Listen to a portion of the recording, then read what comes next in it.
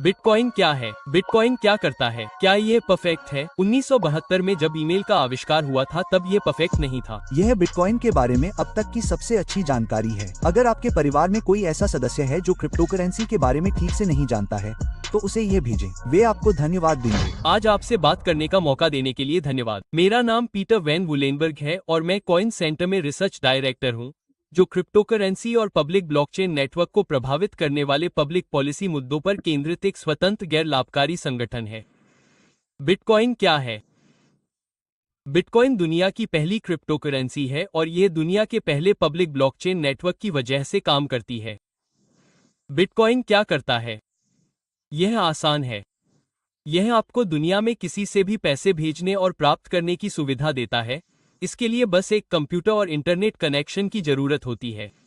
अब यह क्रांतिकारी क्यों है? क्योंकि इंटरनेट पर पैसे भेजने के दूसरे तरीकों से अलग, ये किसी बिचौलिए पर भरोसा किए बिना काम करता है। बीच में किसी भी कॉर्पोरेशन के न होने का मतलब है कि बिटकॉइन दुनिया का पहला पब्लिक डिजिटल पेमेंट इंफ्रास्ट्रक्चर है। और पब्लिक से मेरा मतलब है कि यह सभी के लिए उपलब्ध है और किसी एक संस्था के स्वामित्व में नहीं है। अब हमारे पास ईमेल के लिए वेबसाइट की जानकारी के लिए पब्लिक इंफ्रास्ट्रक्चर है। इसे इंटरनेट कहते हैं। लेकिन हमारे पास एकमात्र पब्लिक पेमेंट इंफ्रास्ट्रक्चर कैश यानी कागजी मुद्रा है। और यह केवल आमने सामने के लेन देन में काम करता है।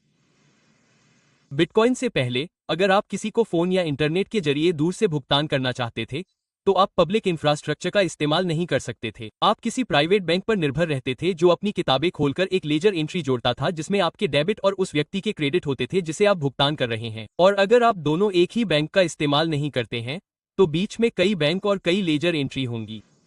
बिटकॉइन के साथ, लेजर पब्लिक ब्लॉकचेन है और कोई भी उस लेजर में एंट्री जोड़ सकता है, अपने बिटकॉइन को किसी और को ट्रांसफर कर सकता है। और कोई भी, चाहे उसकी राष्ट्रीयता, जाति, धर्म, लिंग या क्रेडिट योग्यता कुछ भी हो, डिजिटल रूप से भुगतान प्राप्त करने के लिए बिल्कुल मुफ्त में एक बिटकॉइन एड्रेस बना सकता है।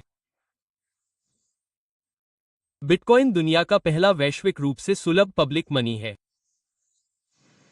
क्या यह परफेक्ट है? नहीं। 1972 में जब ईमेल का आविष्कार हुआ था, तब वह भी परफेक्ट नहीं था। बिटकॉइन हर तरह से सबसे अच्छा पैसा नहीं है और यह अभी तक हर जगह स्वीकार्य नहीं है। इसका उपयोग अक्सर कीमतों को उद्धृत करने के लिए नहीं किया जाता है और यह हमेशा मूल्य का एक स्थिर भंडार नहीं होता है। लेकिन यह काम कर रहा है और केवल यह तथ्य कि यह विश्वसनीय मध्यस्थों के बिना काम करता है, आश्चर्यजनक है। यह कंप्यूटर विज्ञान की एक खोज है और यह स्वतंत्रता, समृद्धि और मानव उत्कर्ष के लिए उतना ही महत्वपूर्ण होगा जितना कि इंटरनेट का जन्म। और बिटकॉइन अभी शुरुआत है। अगर हम निजी भुगतान बुनियादी ढांचे को बदल सकते हैं, तो हम मानव संपर्क के अन्य निजी चोक पॉइंट को भी बदल सकते हैं। अब हमें और अधिक सार्वजनिक बुनियादी ढांचे का निर्माण क्यों करना चाहिए? हमें कॉर्पोरेट मध्यस्थों की तुलना में ब्लॉकचेन को क्यों अपनाना चाहिए? हमें उनकी अकुशलताओं को क्यों सहन करना चाहिए और उन्हें बेहतर बनाने के लिए काम करना चाहिए? हमें इस तकनीक के अग्रदूतों को संयुक्त राज्य अमेरिका में क्यों रखना चाहिए और विदेश क्यों नहीं भागना चाहिए? एक सरल कारण, क्योंकि आज के महत्वपूर्ण लेकिन निजी स्वामित्व वाले बुनियादी ढांचे को प्रदान करने वाले कॉर्पोरेट मध्यस्थ कम, बड़े और अधिक शक्तिशाली होते जा रहे हैं और उनकी विफलताएं लगातार गंभीर होती जा रही हैं। इसलिए सभी अमेरिकियों में से लगभग आधे, 143 मिलियन लोगों के सामाजिक सुरक्षा नंबर इक्विफैक्स में उल्लंघन के कारण हैकर्स के हाथों उजागर हो गए थे। स्विफ्ट नेटवर्क ने बांग्लादेश, वियतनाम, इक्वाडोर और रूस में हैक किए गए सदस्य बैंकों के कारण धोखाधड़ी वाले लेनदेन में करोड़ों डॉलर का लेन देन किया है। एफबीआई को अब संदेह है कि इनमें से सबसे बड़ा हैक उत्तर कोरिया द्वारा किया गया था। एक भारतीय बैंक, पंजाब नेशनल के भ्रष्ट निचले स्तर के कर्मचारी स्विफ्ट संदेशों को धोखाधड़ी से प्रमाणित करने में सक्षम थे, जिससे $1.80 बिलियन की चोरी हुई। यह इतिहास की सबसे बड़ी इलेक्ट्रॉनिक बैंक डकैती है। वास्तव में यह इतिहास की सबसे बड़ी बैंक डकैती है। अक्टूबर 2016 में अनुमानित 1.22 मिलियन इंटरनेट से जुड़े उपकरणों को हैक कर लिया गया और उन्हें एक बॉटनेट में बदल दिया गया, जिससे कई घंटों तक पूरे यूरोप और उत्तरी अमेरिका में प्रमुख वेबसाइटें बंद हो गईं, जिनमें CNN और फॉक्स न्यूज, न्यूयॉर्क टाइम्स और वॉल स्ट्रीट जर्नल शामिल हैं। अपनी क्षमताओं को बढ़ाने के लिए भौतिक मशीनों को तेजी से इंटरनेट से जोड़ा जा रहा है।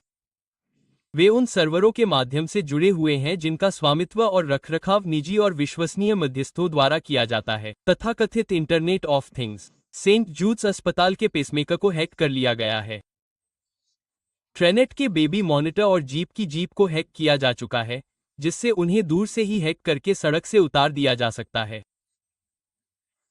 अब ऐसी कमजोरियां उन सिस्टम में अपरिहार्य हैं जिनमें विफलता का एकल बिंदु होता है। इससे कोई फर्क नहीं पड़ता कि विफलता का बिंदु एक निगम है या सरकार। विफलता का एकल बिंदु नहीं होना चाहिए। इंटरनेट से पहले भी ऐसे ही चोक पॉइंट थे। अगर आपको कोई संदेश पहुंचाना होता तो आपको 3 टेलीविजन ब्रॉडकास्टर या मुट्ठी भर अखबारों में से किसी एक के माध्यम से जाना पड़ता। निजी निगम आवश्यक हैं, लेकिन किसी भी महत्वपूर्ण बुनियादी ढांचे को 1 या 2 पर निर्भर नहीं होना चाहिए। इंटरनेट ने संचार बुनियादी ढांचे में विफलता के एकल बिंदुओं को हटा दिया और अपने सार्वजनिक रेल के ऊपर निर्माण करने वाले नए मीडिया निगमों के बीच प्रतिस्पर्धा की लहर ला दी। ब्लॉकचेन महत्वपूर्ण भुगतान और IoT बुनियादी ढांचे को भी इसी तरह से अलग कर सकता है। तकनीक अभी तक इन सभी सवालों के जवाब देने के लिए तैयार नहीं है, लेकिन यह हमारी सबसे अच्छी उम्मीद है। और 1990 के दशक में इंटरनेट की तरह हमें एक हल्की फुल्की प्रो-इनोवेशन पॉलिसी की जरूरत है ताकि यह सुनिश्चित हो सके कि अमेरिका में ये इनोवेशन सभी अमेरिकियों के फायदे और सुरक्षा के लिए फले फूले। और इस पर विस्तार से बताने के लिए एक और क्लिप पेश है ब्रायन ब्रूक्स, जो अमेरिका में करेंसी के पूर्व कार्यकारी नियंत्रक हैं। वेब 1, वेब 2 और क्रिप्टो करेंसी वेब 3 के बीच अंतर समझाएं। तो वेब 1 की खासियत, अगर लोगों को उनका मूल AOL अकाउंट याद हो, तो ये थी कि इसमें एक क्यूरेटेड, दीवारों से घिरे बगीचे में कंटेंट को देखा जा सकता था जो इंटरैक्टिव नहीं था, लेकिन AOL पर आपको उसी तरह दिखाया जाता था जैसे टाइम मैगजीन आपको अपनी मैगजीन के अंदर के आर्टिकल दिखाती थी, बस आप उसे स्क्रीन पर देख सकते थे। वेब 2 का इनोवेशन ये था कि अचानक आप न केवल कंटेंट पढ़ सकते थे, बल्कि आप कंटेंट लिख भी सकते थे। यह वह समय था जब ब्लॉग जगत एक बड़ी चीज बन गया। लोग इसे 90 के दशक के आखिर और 2000 के शुरुआती दौर से याद करते हैं। इंटरनेट के केंद्रीकरण का कारण ये था कि उस सारी गतिविधि का मुद्रीकरण बहुत कम कंपनियों द्वारा किया जा रहा था। फेसबुक, जैसा कि चेयरवुमन ने बताया, गूगल और 2 या 3 अन्य कंपनियां। वेब 3 को अलग बनाता है वास्तविक नेटवर्क का स्वामित्व रखने की क्षमता।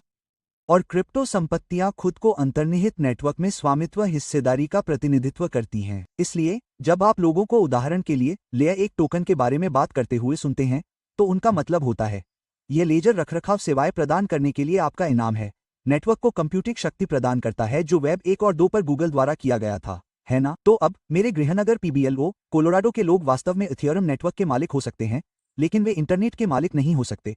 इसका स्वामित्व गूगल और कुछ अन्य कंपनियों के पास है। क्रिप्टो की परियोजना के बारे में यही सब है, लोगों को सीधे उन नेटवर्क के स्वामित्व की अनुमति देना है जिनके पास मूल संपत्तियां हैं जो इसे समर्थन कर रही हैं, और विकेंद्रीकरण की प्रकृति यही है, जहां टोकन धारक वे लोग हैं जो संपत्ति को नियंत्रित करते हैं, गूगल नहीं। टोकन धारकों के लिए हमारी भाषा में पहाड़ी पर वे डिजिटल संपत्ति हैं जो आपके लिए खाता खोलने की कुंजी हैं ताकि आप भाग ले सकें। तो हमें बताएं कि वे डिजिटल संपत्ति इस इंटरनेट क्रांति वेब 3 में कैसे फिट होती हैं। तो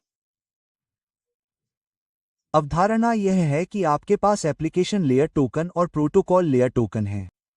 तो अगर मैं बिटकॉइन का मालिक हूं, मान लीजिए कि मैं बिटकॉइन का एक माइनर हूं, कोई ऐसा व्यक्ति जो वास्तव में बिटकॉइन बनाता है, तो बिटकॉइन वह इनाम है जो मुझे नेटवर्क को चालू रखने के लिए काम करने के लिए मिलता है, और यह मुझे बिटकॉइन ब्लॉकचेन का एक टुकड़ा रखने की अनुमति देता है। या इथेरियम को लें, जिसे समझना आसान है। ईथर टोकन नेटवर्क में एक स्वामित्व हिस्सेदारी का प्रतिनिधित्व करता है, लेकिन उस नेटवर्क के ऊपर सभी प्रकार के ऐप हैं जो नेटवर्क पर बनाए जाते हैं, ठीक उसी तरह जैसे आपके फोन पर ऐप उस अंतर्निहित नेटवर्क पर निर्भर करते हैं जो फोन को संचालित करता है। और इसलिए लोग इस बारे में निर्णय लेंगे कि कौन सा नेटवर्क जीतने की संभावना है और वे उस नेटवर्क में टोकन में निवेश करेंगे, ठीक उसी तरह जैसे आप गूगल स्टॉक में निवेश कर सकते हैं क्योंकि आपको लगता है कि गूगल मूल इंटरनेट तक पहुंच बढ़ाने जा रहा है। अंतर यह है कि यहां आप भविष्य में प्रूफ ऑफ स्टेक नेटवर्क के लिए वोट कर सकते हैं। उदाहरण के लिए, आपको बिटकॉइन जैसी किसी चीज पर खाता बही बनाए रखने के लिए प्रूफ ऑफ वर्क टोकन के जरिए इनाम मिल सकता है। लेकिन यहां असली संदेश यह है कि विकेंद्रीकृत इंटरनेट पर क्या होता है, यह निवेशकों द्वारा तय किया जाता है, जबकि मुख्य इंटरनेट पर क्या होता है, ये ट्विटर, फेसबुक, गूगल और कुछ अन्य कंपनियां तय करती हैं। अगर आप क्रिप्टोकरेंसी के बारे में ज्यादा जानने में दिलचस्पी रखते हैं, तो सब्सक्राइब पर क्लिक करें। हम आपको जानकारी देने के लिए हर दिन एक वीडियो डालते हैं। कल मिलते हैं।